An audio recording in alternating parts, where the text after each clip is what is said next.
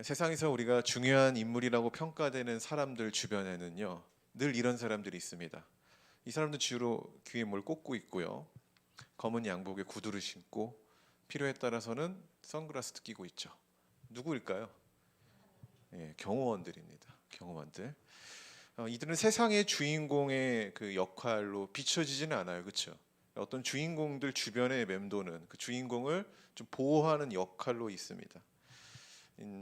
이 경호원들의 그러니까 올바른 경호원들의 모습을 보면은 그 테러의 요소가 있을 때 어떤 필사적으로 자신의 몸을 던집니다. 왜? 보호하기 위해서. 어떤 그들의 숙명인 거죠. 훌륭한 경호원은 자신의 목숨보다 경호 대상의 그 안전을 더 중요시합니다. 여러분, 이처럼 누군가의 경호를 받는다는 건 그 사람에게 위험이 있을 요소들이 있다는 의미이기도 하지만 동시에 경호를 받을 만한 중요한 존재라는 거죠. 그렇죠? 두 가지가 있는 거예요. 두 가지가. 우리는 위험을 받을 수 있다. 그 경호의 대상들은 또 반면에 경호를 받은 만큼 중요한 사람이다. 이 두 가지 의미가 있다라는 겁니다. 저는 우리 복음안의 세계의 성도들이 젊은 성도들이잖아요. 나중에 누군가의 보호를 받을 만큼 이 사회에 좀 중요한 인물이 되기를 축복합니다. 예. 아멘 하신 분들은 꼭 그렇게 되기를 노력했으면 좋겠습니다. 오늘 본문은 경호에 대한 이야기를 담고 있습니다. 우리가 읽은 본문 사건에는요, 하나님의 존재가 드러나지는 않아요, 그렇죠? 그렇지만 하나님은 다양한 요소들을 사용하셔서 어떤 특정한 인물을 지금 경호하고 있다라는 거예요. 자, 우리는 그 내용들을 보면서 어떤 상황에서 무엇으로부터 그리고 어떤 요소들을 통하여서 하나님이 이 특정 사람인 다윗을 보호하고 계신지를 살펴볼 것입니다. 그러면서 우리가 나 자신을 좀 돌아볼 건데, 그럼 나의 삶에 이 하나님이 나를 보호하신 적이 있는가? 또 나의 미래에 하나님이 나를 경호하실 것인가? 또 더 나아가서 그렇다면 나는 과연 경호를 받을 만한 중요한 존재인가? 한번 생각해보는 시간 갖길 바랍니다. 우리 19장 1절부터 7절 한 번 더 읽어보겠습니다. 사울이 그의 아들 요나단과 그의 모든 신하에게 다윗을 죽이라 말하였더니 사울의 아들 요나단이 다윗을 심히 좋아하므로 그가 다윗에게 말하여 이르되 내 아버지 사울이 너를 죽이기를 꾀하시느니라. 그러므로 이제 청하노니 아침에 조심하여 은밀한 곳에 숨어 있으라. 내가 나가서 내가 있는 들에서 내 아버지 곁에 서서 내 일을 내 아버지와 말하다가 무엇을 보면 내게 알려주리라 하고. 요나단이 그의 아버지 사울에게 다윗을 칭찬하여 이르되 원하건대 왕은 신하 다윗에게 범죄하지 마옵소서. 그는 왕께 그티하지 아니하였고 그가 왕께 행한 일은 심히 선함이니이다. 그가 자기 생명을 아끼지 아니하고 블레셋 사람을 죽였고 여호와께서는 온 이스라엘을 위하여 큰 구원을 이루셨으므로 왕이 이를 보고 기뻐하셨거늘 어찌 까닭 없이 다윗을 죽여 무죄한 피를 흘려 범죄하려 하시나이까. 사울이 요나단의 말을 듣고 맹세하되 여호와께서 살아계심을 두고 맹세하거니와 그가 죽임을 당하지 아니하리라. 함께 요나단이 요나단이 다윗을 다윗을 불러 불러 그 그 모든 모든 일을 일을 그에게 그에게 알리고 알리고 요나단이 요나단이 그를 그를 사울에게로 사울에게로 인도하니 인도하니 그가 그가 사울 사울 앞에 앞에 전과 전과 같이 같이 있었더라. 있었더라. 아멘. 네. 오늘 우리가 설교 전에 예배 전 10분 동안 본문 내용을 다 봤잖아요, 그렇죠? 그래서 어떤 내용인지 알고 있을 것입니다. 오늘 사울은 누구를 죽이라고 지시를 내립니까? 다윗이죠. 암살 지시. 다윗을 죽이려는 이 암살 지시 처음이었을까요? 그렇지 않습니다. 18장에 보면은 사울은 다윗을 블레셋의 이 전쟁에 참여하게 만듭니다. 근데 그 의도가요, 선한 의도가 아니라 그 사람들 손에 죽게 하려고 했던 사울의 계획이었다고 이야기를 하죠. 그런데 이 사울의 예상과는 다르게 블레셋과의 전투에서 다윗이 어떻게 됐습니까? 죽었을까요? 아니, 엄청난 큰 승리를 가져왔다라는 거예요. 이 어쩔 도리가 없던 거죠. 더군다나 오늘 그 우리가 보지 않았던 18장 마지막 부분에 보면은 이 자신의 딸 중에 미갈이라는 여인이 있습니다. 이 미갈이 다윗을 사랑함을 보고 이 다윗을 향한 이 질투, 사울의 이 시기는 극에 달했습니다. 성경은 이러한 이 사울의 심리 상태를 딱 이 단어로 표현해요. 더욱더 두려워했더라. 성경에 보면은 두려워하다라는 게 두 가지 의미가 있죠.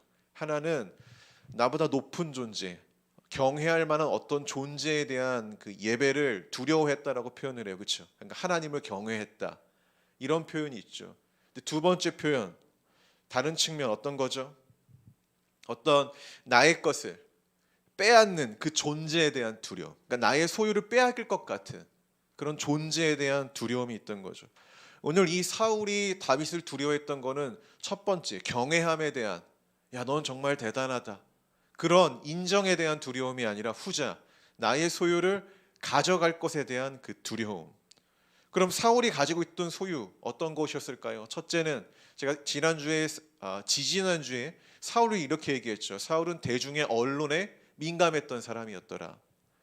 이 대중에 대한 인기, 이게 지금 초반에 사울에서 누구를 향해 갔습니까? 다윗을 향해 이동하죠. 천천히라 만만이더라. 이 사울이 그동안 소유했던 대중에 대한 인기, 이 언론, 어떤 평가, 좋음에 대한 평가, 이게 다 다윗에게 이동을 합니다. 그러니까 빼앗겼다라는 생각이 들었겠죠. 사울 입장에서는. 또 두 번째로 가장 소중한 거, 다윗의 자녀들이 다 누구 편을 죄송합니다. 사울의 자녀들이 다 누구 편을 들고 있다? 다윗의 편을 들고 있다. 그 중에 이 딸 미갈조차도 다윗의 편을 들었더라. 그러니까 이 모든 상황이 사울 입장에서는 어떻게 여겨졌겠을까요? 자기가 그동안 소유하고 있던, 누리고 있던 이 모든 것들이 다윗에게 이동을 하고 있는 거죠. 내가 가지고 있는 모든 것을 더 빼앗길 것에 대한 이 두려움, 사울이 다윗을 보고 느꼈던 감정이라는 것입니다. 그래서 그는 다시 한번 이 18장 이후에 다시 한번 오늘 암살 지시를 내리는 거예요. 그런데 이전의 암살 지시와 오늘의 암살 지시, 그러니까 다윗을 죽이고자 하는 의도는 똑같은데 방식이 달라요. 그 전에는 어떤 방식이에요? 그래도 내 손에 피를 묻히지는 않겠다라는 거예요. 그렇죠? 근데 오늘은 어떻습니까? 더 이상 안 되는 거예요. 이제 내 손에 직접 피를 묻혀서 다윗을 죽여야겠다라는 거예요. 물론 이 전에 있던 암살 지시도 나쁜 거고 후자에 있던 암살 지시도 나쁜 건데, 그래도 이 전의 암살 지시는 그나마 이성이 남아 있던 거죠. 그러니까 정치적으로 뭔가 생각을 했던 거예요. 사울이 다윗이 가서 전쟁에서 죽었어. 다윗은 명예롭게 죽은 거고, 사울 입장에서는 아주 좋은 명분으로 자기의 적이 제거된 거죠.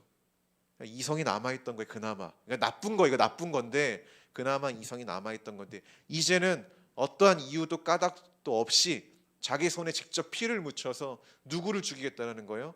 다윗을 죽이겠다라는 거예요. 그러니까 우리가 이런 시기와 증오의 마음을 계속 품고 있으면 어떻게 된다라는 거예요? 우리의 악이 점점 발전한다라는 거예요. 우리의 이성이 점점 마비가 된다라는 거예요. 이제 사울은 대중의 비판, 언론, 이런 시선 생각 안 하는 거예요. 여러분, 사람이 증오에 차면은 뭐 물불 안 가린다고 하잖아요. 도덕, 윤리, 이성 이런 거 상관없이 자기의 화를 표출하잖아요. 그러니까 그런 상태가 된 거예요, 지금. 무더운 여름이 지나고 가을이 왔다고 하기엔 오늘 좀 날씨가 좀 그렇지만 내일부터 가을이 진짜 온다고 합니다. 요즘 이번 주는 좀 그런데 지난주 보면 바람이 되게 좋아요. 근데 이런 날씨에는 가을은 독서의 계절이라고, 책을 읽고 내적 소양을 기르기에 너무나 좋은 날입니다, 여러분. 네. 저도 이제 마음 같아서는 한적한 곳에 가서 그냥 커피나 마시면서 한량처럼 지적 유의를 즐기고 싶지만 우리의 현실은 사실 안 돼요, 그렇죠? 그럴 수 없는 형편이니까 저는 이제 주로 아침에 큐티를 하고 나서 한 30분 정도 시간이 늘 남더라고요. 그때 이렇게 읽고요. 또 이제 일을 하다가 오후에는 일을 하다가 중간중간 한 20분 정도 텀이 있을 때가 있어요. 그럴 때 이렇게 책을 읽습니다. 요즘에 지리의 힘이라는 책을 읽고 있는데 너무 재밌어요. 근데 책을 읽으면 여러분 재미없을 수 있으니까 유튜브에 보면은 이걸 되게 재밌게 이야기를 해요. 이 내용이 어떤 내용이냐면은 강대국들이 있잖아요. 걔네들은 강대국이 될 수밖에 없는 지리적 요소들이 있었다라는 거예요. 그리고 우리나라는 약소국이 될 수밖에 없는 지리적 요소들이 있었다라는 거예요. 그러면서 뭐 미국 뭐 이런 나라들은 왜 강대해졌는가, 그거를 지리적인 이유로 이렇게 좀 이야기를 해주는 그런 책입니다. 근데 중요한 건 이 책의 내용이 아니라 좀 책 읽기 좋은 계절이라는 거예요. 여러분 책을 읽으십시오. 아멘이 없네요 여기서는. 아까는 하나님께 뭐 경호를 받을 만한 사람이 되라고 했을 때는 아멘을 하지만 노력하라고 했잖아요. 여러분 책을 읽어서 좀 여러분이 귀한 존재가 돼야 돼요. 제가 한 일주일에 평균 한 권 정도를 읽는데 제가 책을 읽을 때 아무 책을 읽는 게 아니라 독서 리스트를 만듭니다. 리스트. 그러니까 제가 지금 지리의 힘이라는 책을 읽고 있다고 했잖아요. 제가 다음 읽을 책이 있다라는 거예요. 그 저희 독서 스케줄이 있어요. 제가 다음 어떤 책을 읽을까요? 지리의 힘이 2가 있거든요. 2를 읽고 그 다음 것까지 있어요. 제가 그 리스트 중에 한 책을 하나 소개하려고 합니다. 아직 읽은 책은 아니에요. 제가 다음에 읽을 책인데 그 책 제목이 이겁니다. 기분을 관리하면 인생이 관리된다라는 책이에요. 어떤 여성이 쓴 책입니다. 그 책 소개글에 보면 이런 내용이 있어요. 제가 이게 너무 공감됐는데 기분에 따라 그날 하루가 달라지고 기분이 별로 좋지 않은 날엔 어떤 일을 해도 과정도 결과도 마음에 들지 않는다. 하지만 기분이 좋은 날엔 상대방이 나에게 실수를 하더라도 웃어 넘길 여유가 생기고 하루의 모든 것이 밝고 긍정적이라는 생각이 들더라. 근데 이게 현실이라는 거예요. 아마 이제 이런 거죠. 우리가 되게 기분이 나쁘면은 이 사람이 나에게 어떤 일을 했는지가 중요한 게 아니라는 거예요. 그렇지 않습니까? 근데 우리는 내 기분을 드러내기 좀 그러니까 그걸 명분 삼아서 뭐라고 한다라는 거죠. 근데 이상하게도 이 사람의 삶에 똑같은 일이 발생됐는데 그날 달랐던 거는 자신의 기분이었다라는 거예요. 똑같은 이 상대방의 실수가 있었는데 근데 기분이 좋은 날에는 그냥 넘어갈 수 있다라는 거죠. 굳이 그것 때문에 내가 화를 내고 분노를 하면서 내 인생과 시간을 소비할 필요가 없었다라는 거예요. 굉장히 공감되지 않습니까?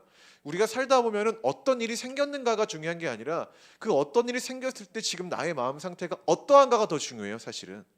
그렇잖아요. 나의 마음의 상태가 안 좋은데 괜히 그 어떤 일을 핑계 대서 우리가 얘기하는 경향이 많은 거죠.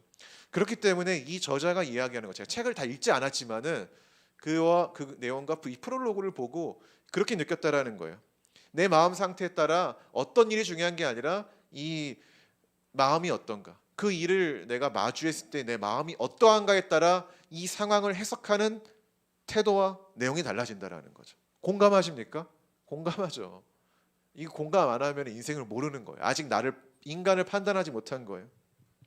그래서 기분 관리, 이 마음 관리에 따라 인생이 달라진다라는 거예요. 여러분 지나온 하루를 우리가 보았을 때 여러분의 기분이, 여러분의 마음이 온유, 감사, 절제가 아니라 짜증, 불만, 비판으로 가득했습니까? 한번 돌이켜 보라라는 거죠. 근데 우리 그리스도인은 뭐예요? 그런 불온한 것들로부터 나의 마음을 늘 보호해야 된다라는 거예요. 그래야 세월을 아낄 수 있는 거죠. 근데 우리의 실상은 늘 그러한 것들을 사로잡혀서 세월을 허비하고 있다라는 거죠. 여러분 이런 마음들이 나의 하루를 망치는 거거든요. 이런 것들이. 그런데 만약에 우리 가운데 이 불만과 짜증의 에너지, 이것도 에너지라고 이야기를 해요. 이 힘을 온유와 감사의 마음으로 체인지할 수 있다라면은 그 힘이 우리에게 있다라면 우리의 미래, 우리의 하루는 좀 확연하게 달라지지 않겠습니까? 제가 그 책을 다 읽지 않았지만 그것을 저의 기독교적인 관점에서 해석을 하면 이러한 내용이에요. 우리 복음 안의 세교회가 강조하는 훈련이 딱 한 가지, 이것을 격가지로 이야기하면 2가지가 있어요. 2가지. 첫째는 읽는 거고 둘째는 쓰는 겁니다. 여러분 성경을 읽고 책을 읽고 뉴스를 보고 세상을 읽고 사람을 만나면서 그 사람을 읽으십시오. 여러분 직장에서, 여러분 삶에서 많이 읽으셔야 돼요. 거기다 하나 더 추가하면은 내가 읽는 성경, 세상, 이 사람을 오늘 나의 인생에 적용하면서 쓰셔야 됩니다. 이 2가지가 필요해요. 이 2가지. 하얀 지면에 펜으로 쓰는 것과 동시에 여러분 삶에 여러분이 읽었던 그 수많은 것들을 여러분의 삶에 쓰셔야 된다라는 거니까 적용이라는 거죠. 저는 우리가 삶에서 이 2가지만 꾸준히 하면은 성숙한 그리스도인이 된다고 믿고 있고, 그래서 무수히 읽으라는 얘기예요. 책을, 서점을 가라는 얘기예요. 서점을. 예. 세상의 유희 뭐 이런 것들도 좋지만은 좀 가보시라는 거예요. 그러면 새로운 세계가 있거든요. 거기에 정말 우리가 이 땅을 좀 우리가 좀 현명하고 지혜롭게 살기 위해서는 삶에서 정적인 시간을 가져야 돼요. 여러분의 삶이 굉장히 분주하잖아요, 그렇죠? 가만히만 있어도 내 옆에서 막 소음이 들려오는 그런 시기예요. 근데 그 수많은 소리 가운데서 어떤 것이 나에게 유익한 소리인지를 판단하려면은 여러분 스스로 정적인 시간을 가져서 읽고 생각하셔야 돼요. 그래야만 내면의 힘이 길러지고 성숙한 이성이 지금 막 급변하는 이런 상황에 따라 격동하고 진정되지 못하는 이 마음을 자리 잡고 진정시키고 그 안에서 평안을 찾을 수 있는 거예요. 거룩한 이성의 힘을 가져야 된다라는 거예요. 거룩한 이성을.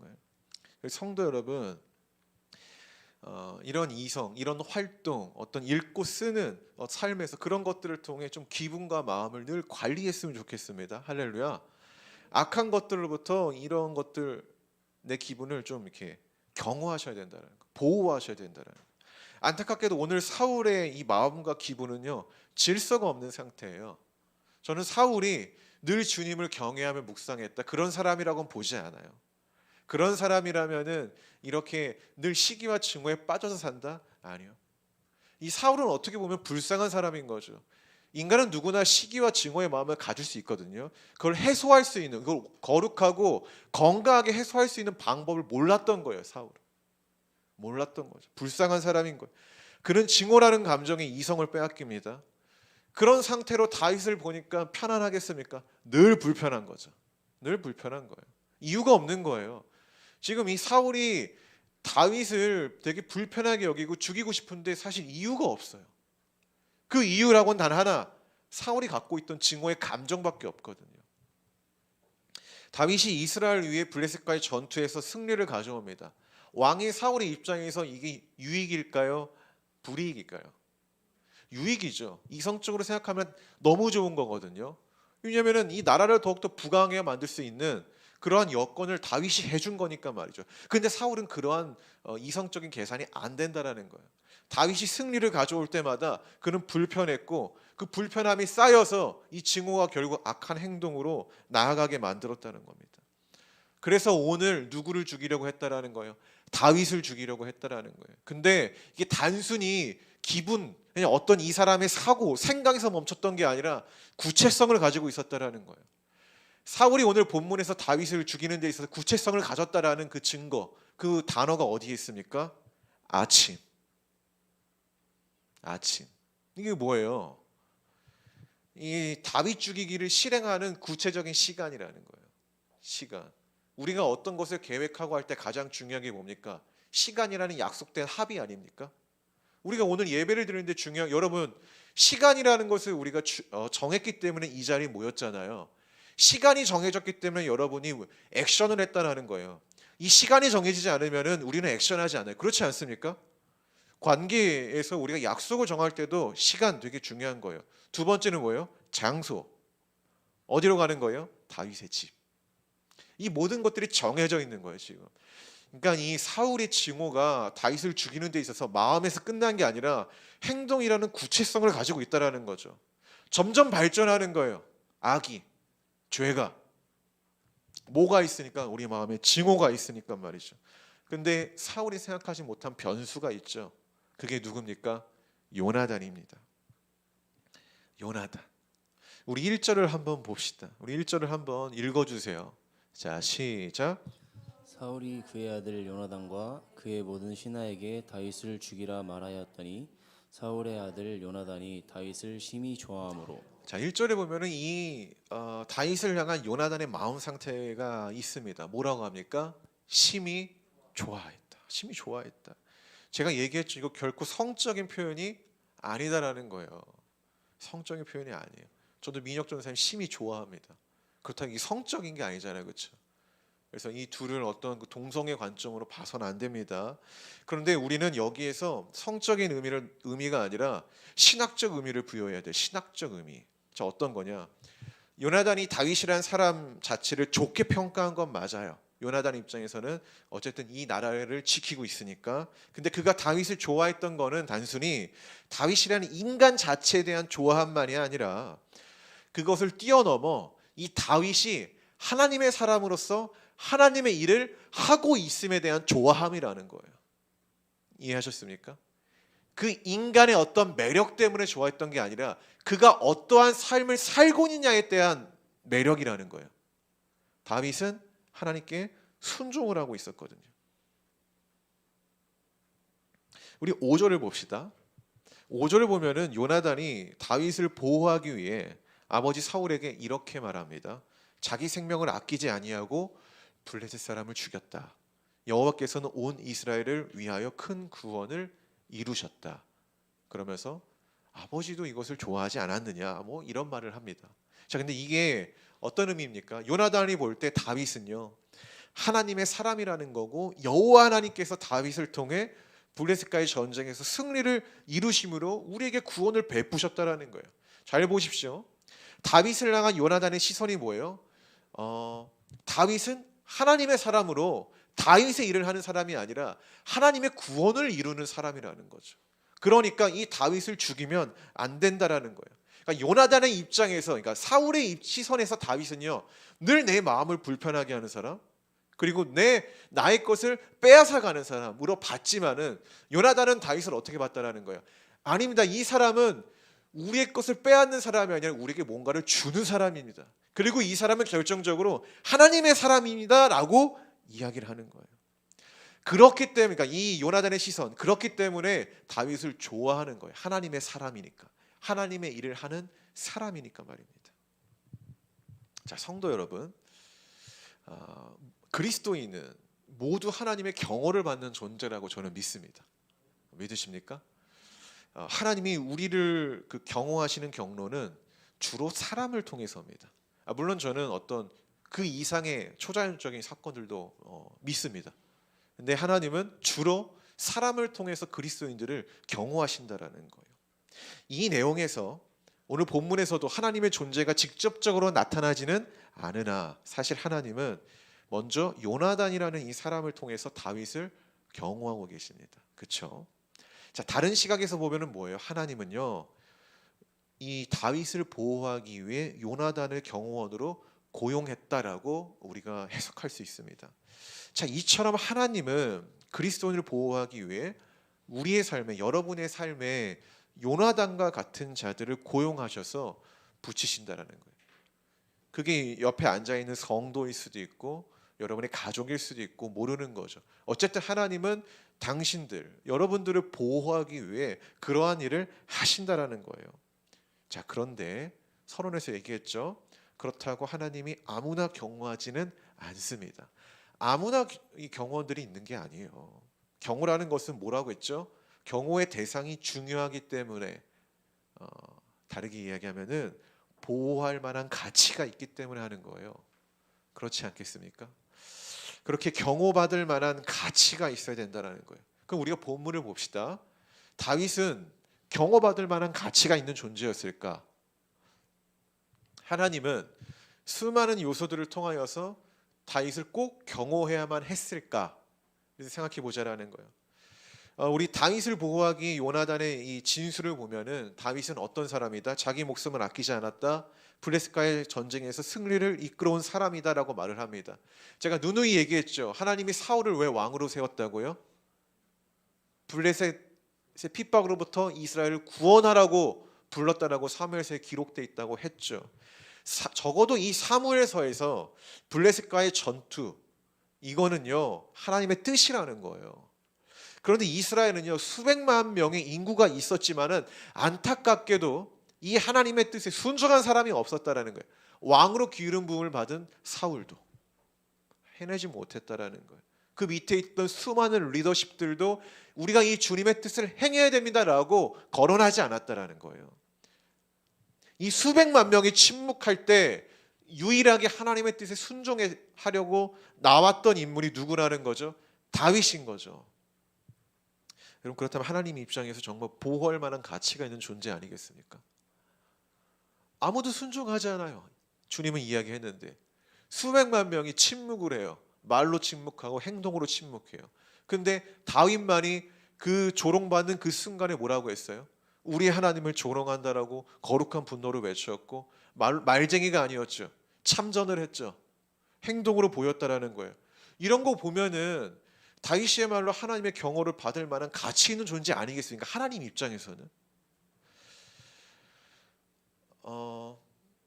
성도 여러분, 우리 이 교회가 그리고 내가 하나님의 경호를 받는 존재가 되기를 소망하죠, 우리는. 근데 그 전에 돌이켜 봐야 될 건, 그렇다면 과연 우리는 하나님의 뜻에 따라 나의 것을 바치는가, 나의 시간을 내어놓는가, 나는 그런 행동을 하는가, 이렇게 좀 돌이켜 봐야 되지 않겠습니까?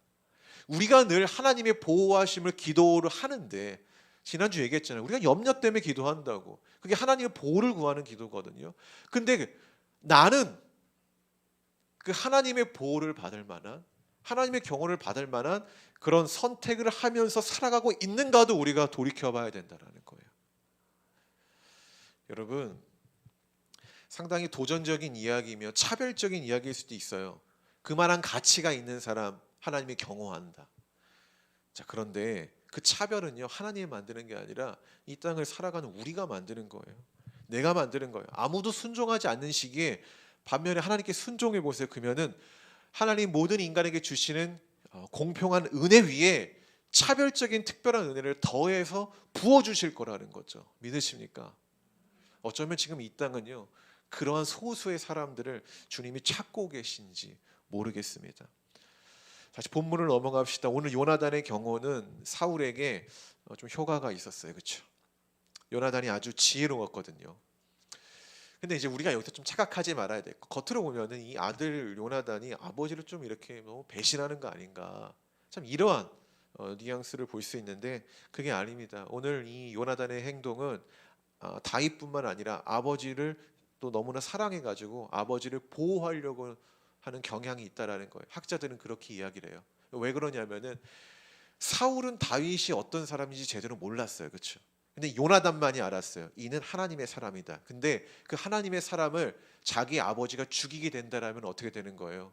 엄청난 심판이 따르겠죠. 그러니까 요나단은 알고 있던 거죠. 하나님의 사람이라는 걸. 그래서 아버지 사울이 다윗을 죽이면 안 된다라는 걸 알았던 거예요. 그러니까 이거는 다윗을 보호한 것도 있지만은 누구를 보호한 거예요?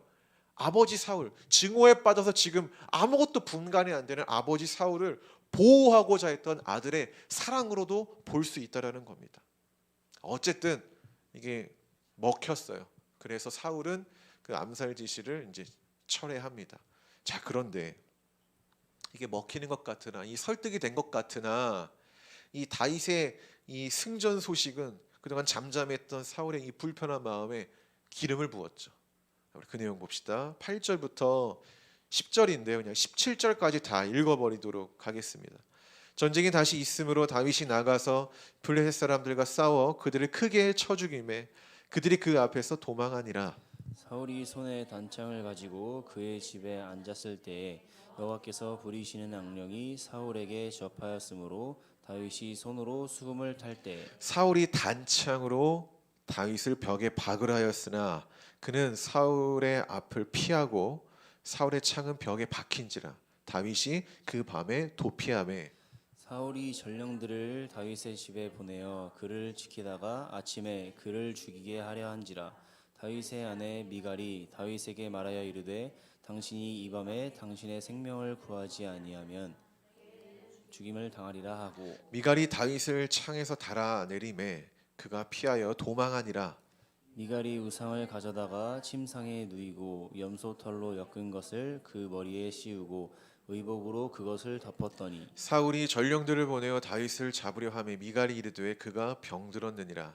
사울이 또 전령들을 보내어 다윗을 보라 하며 이르되 그를 침상째 내게로 들고 오라 내가 그를 죽이리라. 전령들이 들어가 본즉 침상에는 우상이 있고 염소털로 엮은 것이 그 머리에 있었더라. 함께 시작. 사울이 죄송합니다. 예, 읽어주세요. 시작. 사울이 미갈에게 이르되 너는 어찌하여 이처럼 나를 속여 내 대적을 놓아 피해. 미갈이 사울에게 대답하되 그가 내게 이르기를 나를 놓아 가게 하여라. 어찌하여 나로 너를 죽이게 하겠느냐 하니. 자, 마지막 함께 읽을게요. 시작. 다윗이 도피하여 라마로 가서 사무엘에게로 나아가서 사울이 자기에게 행한 일을 다 전하였고 다윗과 사무엘이 나요스로 가서 살았더라. 아멘. 원래 이게 나눠서 봐야 되는데 시간상 다 봤습니다. 악령이 사울의 마음을 부추긴 것인지, 좀 시기와 징후가 악령을 불러일으킨 것인지 명확하지 않았지만은 성경은 늘 이 두 가지를 이렇게 세트로 묶어서 이야기합니다. 자, 사람이 징후의 마음을 품는 것은 악령에 사로잡힌 상태로 해석하는 거죠. 이 성경은 그렇게 보는 겁니다. 사울은 이전에 했던 악행을 반복합니다. 오늘 몇 번째일까요? 네, 세 번째입니다. 한두 번 실수로 볼 수 있지만은 세 번은 우발적 범죄, 어떤 심심약하라는 것으로 이제 보기가 어려운 거죠. 다윗은 계속되는 이 사울의 공격으로부터 이제 도피를 했습니다. 사울은 그날 밤 바로 다윗의 집에 군사들을 보냈습니다. 그러나 대기하고 있다가 다음날 아침에 다윗을 죽이라고 구체적인 지시를 했던 거죠. 그러니까 이전에 갖고 있던 그 계획, 작전 계획을 실행했던 겁니다.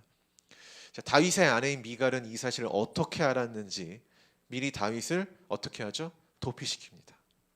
아무래도 왕의 딸이다 보니까 자신들만의 어떤 정보원이 있을 수도 있고 요나단이 은밀하게 전령을 보냈을 수도 있죠. 근데 성경은 그러한 부분에서 우리에게 어떤 상상력으로만 이렇게 좀 소개를 하고 구체적인 이야기는 하지 않습니다.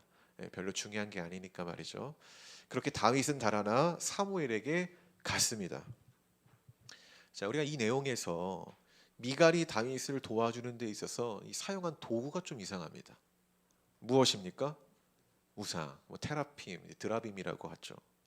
이 드라빔 창세기에도 나오죠. 이게 드라빔은 고대 이 가나안 지역의 어떤 가족의 수호신 같은 거예요. 크기는 다양했어요. 작은 것도 있었고 큰 것도 있었습니다.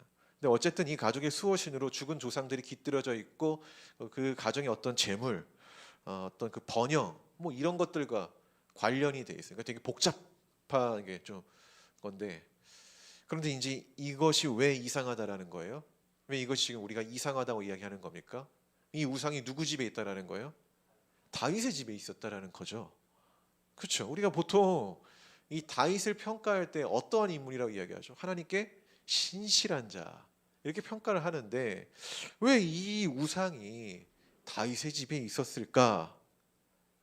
그래서 많은 학자들이 다윗을 좋게 안 봐요. 사실은 이 성경 학자들이라는 게 늘 진보가 있고 보수가 있는데요. 그 중에 이 좀 진보적인 학자들은 다윗을 좀 이렇게 스크래치를 내요. 어떤 이러한 작은 요소들을 가지고 다윗을 계속 스크래치를 내요. 근데 성경은 어떻게 얘기해요? 나중에 이 왕국이 갈라졌을 때 늘 다윗이 기준이에요. 다윗과 같은 왕이 없었더라 이러면서 다윗을 어떤 신앙의 기준으로 놓고 있다라는 거죠. 어쨌든 이러한 해석 가운데 참 오묘합니다. 우리가 어떤 해석을 따라야 되는지 우리는 좀 어려운 입장에 있는데, 근데 좀 납득이 되는 건 있어요. 왜냐면 우리가 여기 지금 본문을 보면은 미갈이 그 우상을 침실에 갖고 와가지고 이불을 덮었잖아요. 그럼 적어도 이 우상이 사람의 형체를 대신할 수 있을 정도의 크기였다라는 거예요. 그렇죠? 그러니까 혼자 갖고 있을 만한 크기가 아니라 엄청난 크기가 있다는 거죠. 근데 그 정도 크기라면 다윗이 몰랐을까요? 저는 알았을 것 같아요. 그러니까 적어도 다윗의 어떤 그 허락 안에 이 집안에 그게 빛이 되진 않았을까? 뭔가 이렇게 판단을 하는 거죠. 어쨌든 이런 논쟁들이 있다라는 거. 그래서 다윗을 막 폄하하기도 하고 아니다. 그거는 그냥 미갈이 혼자 그렇게 했던 거고, 또 이게 지위적으로 보면은 다윗이 이 집안의 가장이지만은 사실 다윗은 완전 평민이잖아요. 그렇죠? 또 이 미갈은 어떤 사람이요? 왕의 딸이죠. 그러니까 이 권위 때문에 그것은 어쩔 수 없이 다윗을 숭배하지 않았지만 들여놓을 수 있을 수밖에 없었다라고 이야기를 해요. 근데 저는 이게 조금 납득이 되는 게, 나중에 다윗과 미갈 사이에 자녀가 있을까 없을까요? 없어요. 그리고 다윗이 이 법궤가 들어올 때 그 막 허리춤이 막 그래서 막 춤추면서 경배했다고 했잖아요. 그 모습을 보고 미갈이 같이 기뻐했을 걸? 아니요. 경멸해요. 되게. 그래서 이 학자들이 이런 얘기를 해요. 이러한 정황사를 보면은 이거를 가져올 수밖에 없는 그런 어떤 상황, 그러니까 권력의 어떤 그런 상황이 있는 거죠. 그러니까 사울 집안이 섬겼던 거고 그런 상황이 있었지만은 다윗은 이 미갈과 잠자리를 하지 않았다고 얘기해요. 자녀가 없으니까 사랑하지 않았다고 얘기해요. 가까이 하지 않았다. 어쨌든 뭐 그들만의 이야기 한번 썰을 풀어드렸습니다. 근데 중요한 건 오늘 본문에서 이런 논쟁은 아니다라는 거죠. 이런 논쟁이 중요하지 않아요. 오늘 본문에서 말하고 싶은 건 뭐냐면은 하나님이 이 다윗이라는 자기에게 정말 가치 있고 이 소중한 존재를 경호하기 위해서 하나님이 가증하게 여겼던 그 우상도 사용했다라는 거예요. 잘 보십시오. 그러니까 가증한 우상, 하나님이 경멸했던 이 우상도요. 하나님 입장에서는 하나님의 계획, 하나님의 사람을 보호하기 위한 도구에 불과하다라는 거예요. 그러니까 어떤 의미도 부여하지 않는다라는 거죠. 하나님은 이 행위에 대해서 그거는 그냥 도구야. 지금 이 상황에서 나는 그냥 그걸 아무렇지도 않게 여기고 있다라는 거예요. 단지 포커스가 누구에 맞춰 있는 거예요? 그게 다윗을 살리는 그냥 물건이 됐다라는 거죠. 이게 성경이 말하고 있는 그 포커스, 중심이라는 겁니다. 여러분, 하나님이 우상을 사용하여 하나님의 일을 행하셨다는 것에 불쾌함을 느낄 필요가 없어요. 왜냐하면 성경을 보면은요, 하나님은 늘 선한 것만 도구로 사용하지 않거든요. 하나님은요, 예수 믿는 자들만을 통해 역사하지 않아요. 때론 믿음이 없는 사람들을 통해 하나님의 놀라운 일을 행하시는 경우들이 많다라는 거예요. 그게 구약에서 대표적인 사건이 뭔지 아십니까? 이방인 고레스를 통해서요, 이스라엘 백성들이 포로 가운데 있었는데 고향으로 돌아가게 되는 언약이 이루어졌다라는 거죠. 고레스가 하나님 믿는 사람일까요? 아니잖아요.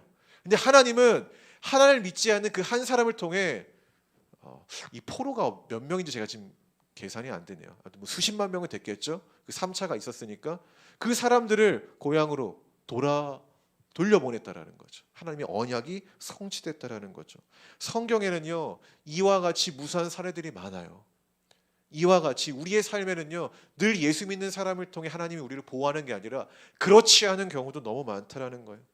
이전에 제가 이런 설교를 했는데 여러분 기억하는지 모르겠어요. 기억 못하실 것 같아서 한 번 더 말합니다. 정확히 이제 지연이가 했던 얘기인데, 하나님은 악인을 통해서도 역사하신다. 그렇기에 우리 모두 선인이든 악인이든 상관없이 창조주 하나님의 도구로 사용된다라는 거예요. 하나님의 그 섭리를 이루시기 위해서. 그러니 기왕 하나님의 도구로 사용되어질 것이라면은 악인의 삶보다는 선한 의인의 삶으로 사용되어지는 것이 더 좋지 아니하겠는가라는 내용인데 기억하십니까? 성경은 믿지 않은 고레스를 통해 하나님의 예언을 성취했습니다. 그렇다고 여러분, 하나님을 믿지 않는 고레스처럼 삶을 살고 싶습니다라고 고백합니까? 그렇진 않잖아요. 예를 들어 보겠습니다.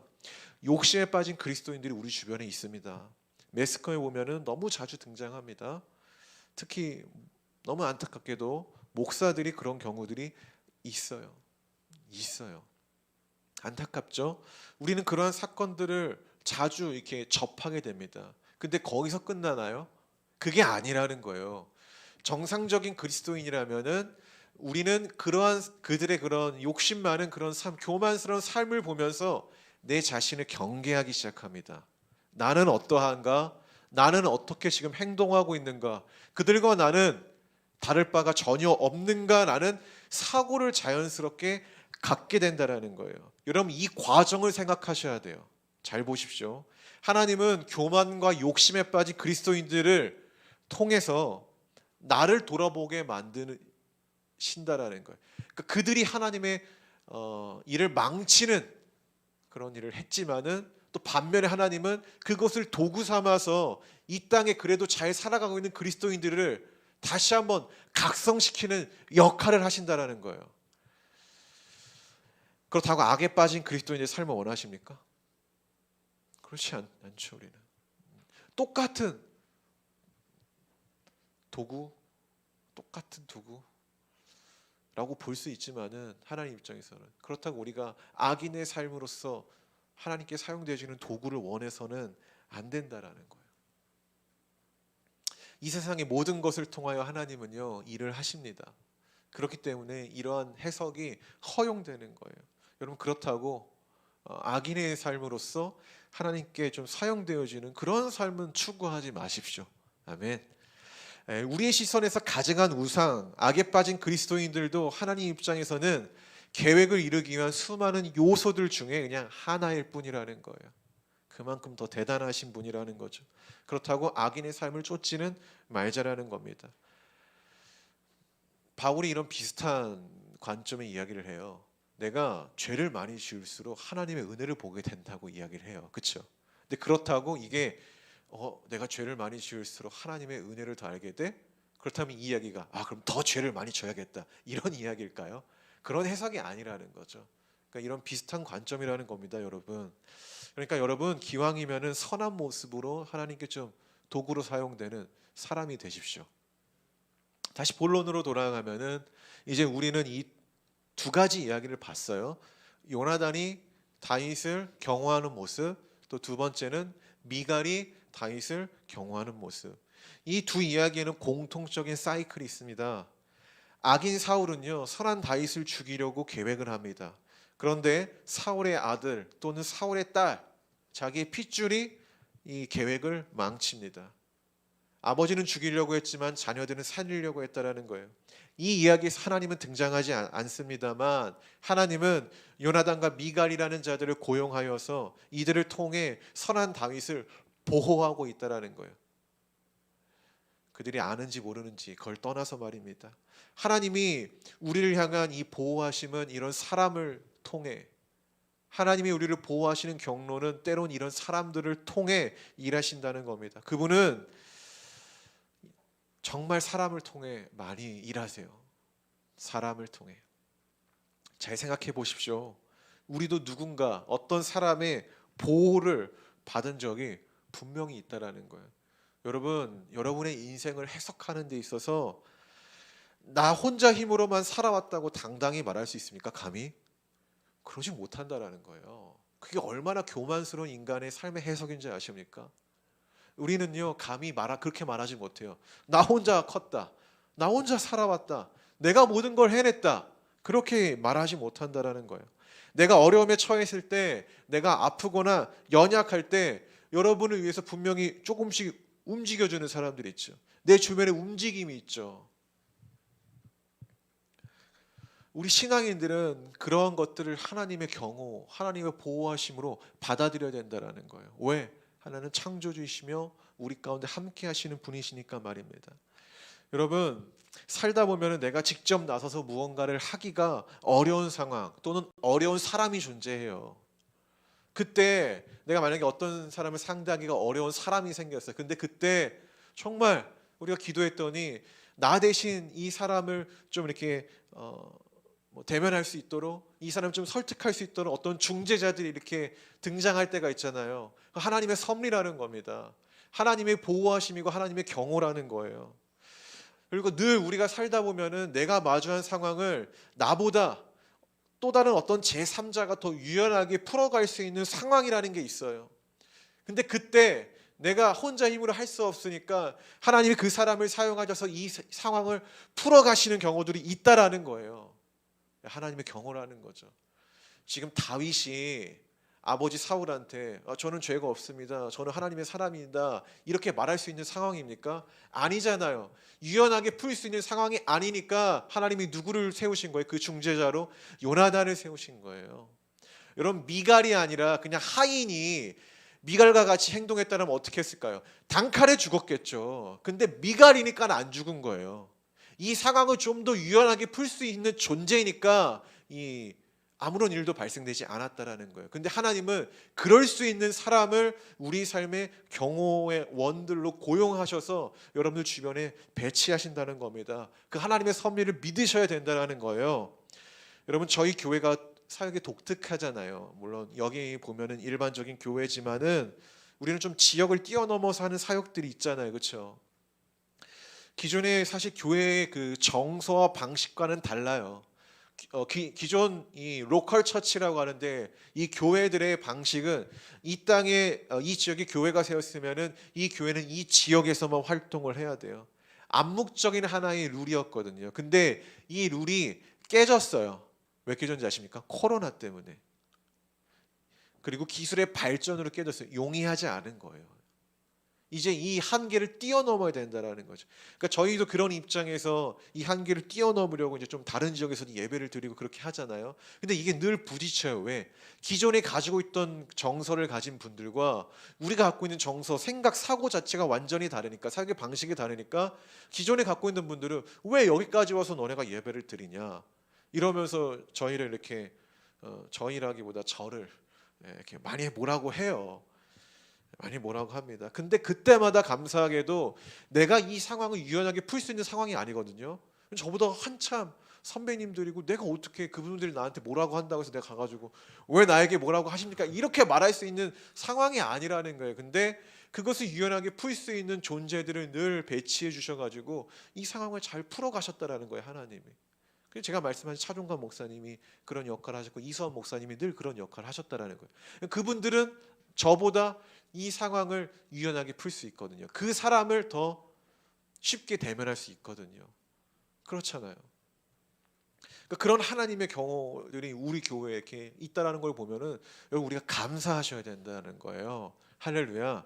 체감이 안 되죠. 욕은 내가 먹으니까 체감이 안 되는 거예요. 만약 여러분이 직접적으로 욕을 먹고 있는 상황에서 누군가가 개입해가지고 이 상황을 정말 유연하게 풀어 나가셨다. 그러면은 우리는 유레카라고 고백하는 게 아니라 역시 주님이 하셨습니다라고 고백할 수밖에 없다라는 거예요.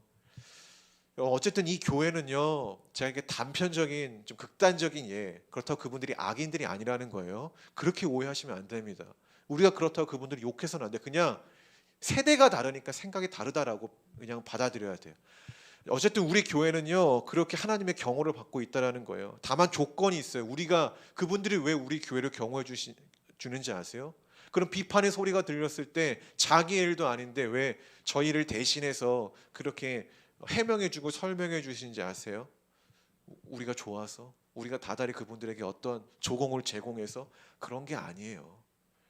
그분들이 보시기에 우리 이 교회가 하나님의 일을 하고 있다라고 판단하셨기 때문에 하나님이 그 마음을 주셨다라고 저는 믿어요. 할렐루야.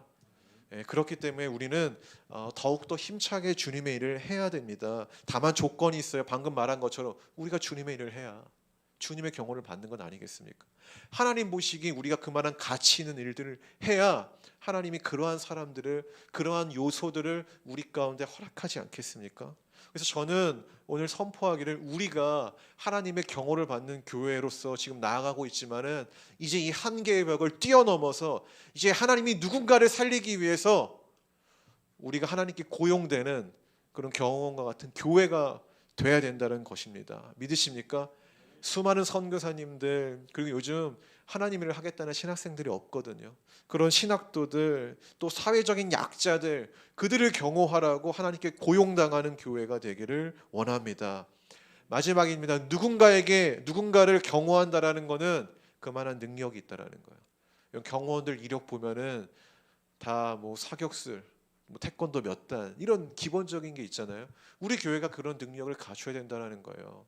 물론 스토리가 스펙을 넘어서지만은 기본적인 스펙 정도는 가지고 있어야 된다는 거예요. 이 교회가 어떤 힘이 있는지, 기도의 힘이 있는지, 말씀의 힘과 사역의 힘이 있는지 이런 것들을 우리가 갖춰야 된다는 거예요. 여러분 세상이 스펙을 요즘 막 이렇게 스펙주의 삶이 왔으니까 스펙을 막 무시하잖아요. 그러면서 청년들이 웃긴 게 그 스펙을 쌓으려고 안 해요. 여러분 잘 보세요. 세상이 그 스펙주의를 경고했던 건 뭐냐면은 삶의 어떤 스토리와 능력도 없이 스펙만 갖고 밀어붙이려고 하는 경향인 거죠. 스펙을 무시하는 게 아니에요. 공부하셔야 되고 능력을 갖추셔야 된다라는 거예요. 다만 그것에 매몰되어서 자기가 이것만 가지고 있으면 뭔가 되는 것처럼 자기를 거기에 다 아무튼 그렇다라는 거예요. 이야기하지 않아도 알겠죠. 어쨌든 능력 갖춰야 된다라는 겁니다. 누군가를 경호하기 위해서는 능력이 있어야 된다는 거예요. 우리 교회는 기도의 능력이 필요합니다. 여러분 기도하셔야 돼요. 경건의 능력이 필요해요. 새벽 예배 안 한다고 여러분 뭐 새벽의 영성을 버리라는 얘기는 아니잖아요. 그렇죠? 우리가 뭐니까 안 하는 건데 각자의 삶에서 매일 아침 하나님 말씀으로 묵상하고 기도하고 시작하라는 얘기예요. 할렐루야. 왜 여기에 라면을 안 하냐라는 거죠. 하셔야 된다는 거예요. 그러면서 주님의 경호를 받는 존재가 되길 바란다. 그게 교만인 거예요. 영적 교만이 거기서 나오는 겁니다. 말씀의 결론을 맺겠습니다. 요즘 베스트셀러인 김훈 작가의 하얼빈이라는 책이 있습니다. 예, 우리 민혁전 선생 다 읽었죠? 좋죠, 내용. 그렇다고 이 내용에 막 아름다운 이야기가 있는 건 아닌데 굉장히 좀 뭐랄까 이렇게 되게 묵묵하게 써내려가는 어떤 이 글의 내용이 있어요. 이 책을 제가 보고 느꼈던 게 뭐냐면은 이 책에는요 굉장히 여러 인물들이 등장합니다. 예. 그러니까 마냥 일본만 까는 책이 아니에요. 그러니까 일본도 일본 입장에서의 어떤 그 사람들의 사고와 생각이 있는 거예요. 그리고 이제 우리나라 사람들도 모두는 아니지만은 각자의 어떤 주어진 사고가 있다라는 거예요. 제가 거기서 이제 가장 포인트로 느꼈던 단어는 시계였어요. 시계. 처음에 이제 일본 천황 메이지가 이 이은에게 이게 시계를 주면서 이 시간이 얼마나 중요한지 이야기를 해요. 근데 제가 여기서 어떠한 그 뭐랄까 메타포를 얻어가지고 이 책을 계속 읽기 시작했는데 어떤 거냐면은요. 각자에게 다 주어진 시계가 있다라는 거예요. 안중근에게도 안중근의 시계가 있고요. 이토 히로부미 아시죠? 이토 히로부미도요. 그 시계가 있어요. 일본의 천황 메이지도 그렇고 좀 포로로 이끌려간 이은에게도 그렇고 우덕순에게도 그렇고 이 각자에게는 이 주어진 시계가 있는데요. 그 시계를 채우는 삶의 결이 다 달라요. 그러니까 똑같은 시대를 살아가고 있지만은 그 시대에서 추구하는 가치가 다르다라는 거예요. 그 가치에 따라서 살아가는 삶이 다르고 이 창조한 시간이 다른 거죠. 저는 이제 하나님은 인간에게 각자의 시계를 주었다고 믿습니다. 각자의 시계. 이 시계는 굉장히 공평합니다. 우리에게 주어진 시계는요 느끼는 사람에게 다르지만 공평해요. 그렇죠? 객관적으로 공평하다라는 거예요. 동일합니다.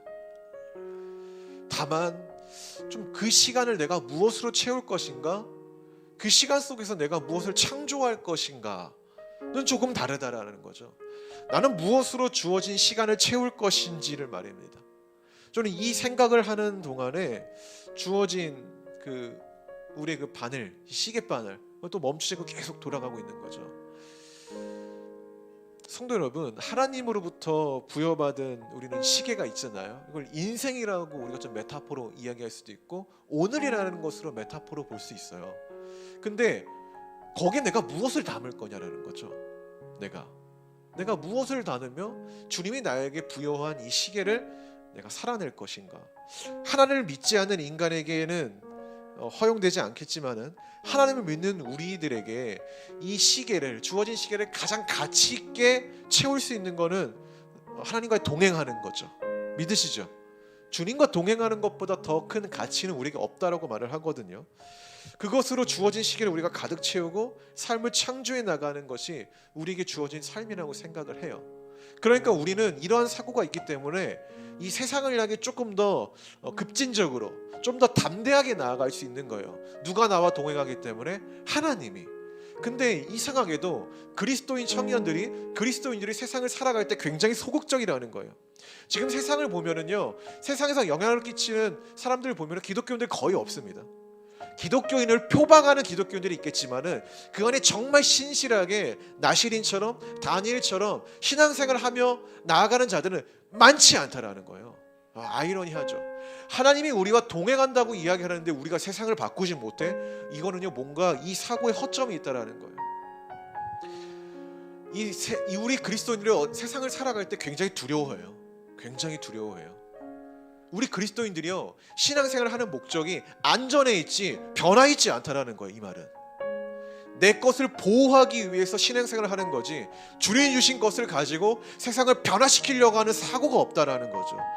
안전을 추구하는 신앙이 성경이 말하는 것일까요? 변화를 추구하는 신앙이 성경이 말하는 것일까요? 성경은 후자예요. 성경은 세상을 변화시키라고 말을 하거든요. 이 땅에 하나님 나라가 도래했으니까 하나님 믿는 그리스도인들이 너희들이 이 땅 가운데서 하나님 나라를 전파라고 말을 하죠. 각자의 영역, 경제, 문화, 예술, 방송, 제약, 출판 이런 여러 가지 요소들 가운데 하나님의 나라를 전파라는 얘기예요. 하나님의 나라의 것으로 세상을 바꾸라는 이야기예요. 거기에 우리 보고 나아가라는 거죠. 우리가 그러한 삶을 살려고 할 때, 그러한 삶을 추구할 때 하나님이 우리에게 경호원들을 허락하시는 것 아닐까요? 저는 아무나 하나님이 보호한다고 생각하지 않습니다. 물론 모든 그리스도인은 하나님의 보호를 받을 권리가 있지만은 그 중에서 특별한 은혜는 누가 받는 것일까? 그 특별한 은혜는 누가 받는 것일까? 성경에 수많은 인물들이 있지만은 왜 성경이 하나님이 주목하는 인물들은 왜 소수일까? 좀 생각해 보셔야 된다는 거예요. 누가 하나님의 VIP로 경호를 받는 존재가 될 것인가? 단 하나인 거죠. 하나님의 뜻에 순종하는 자. 성경이 말하고자 하는 이 가치를 향해 내 인생을, 나에게 주어진 이 시계를 던져보는 자, 그 사람 아니겠습니까, 여러분? 그래야 된다는 거죠. 성도 여러분, 그분의 경호를 받으며 나아갈 길을 담대하게 걸어가는 우리 복음 안의 새 교회가, 그리고 모든 성도가 되기를 주의 이름으로 축원합니다. 기도합시다.